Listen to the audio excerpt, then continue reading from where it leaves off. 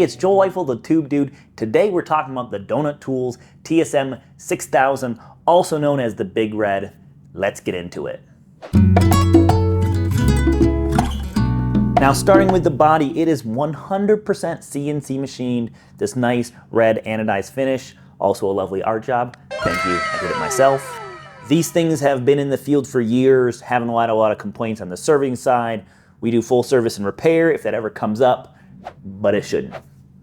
From there, just looking at the operation, starting at the top, we have our clamping handle that does the clamping. On the front, we have our collet system here. We're using smaller 3-inch tube today, so we have a 2-part collet system. It's an adapter to get down to that smaller size. They're really simple. They all come in and out with these socket head cap screws. And also, I like to point out that it has this nice floating collet system. They have a little bit of compliance. Perfect if the tube's not perfectly round. There's a seam on it, something of that nature. Coming on to the back side, over here, we have our feed handle. This is what advances the cutting blade with gradations to help you take an exact cut.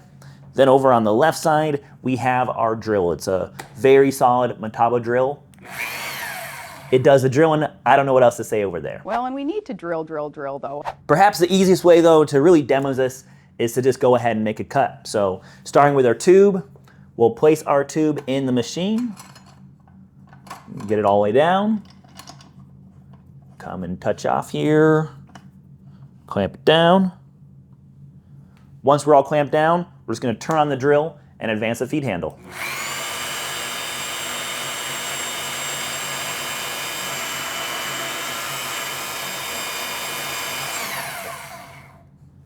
And look at that. Coming out, whew. That's perfect. No burrs. Perfectly straight cut. This is ready to go right into welding.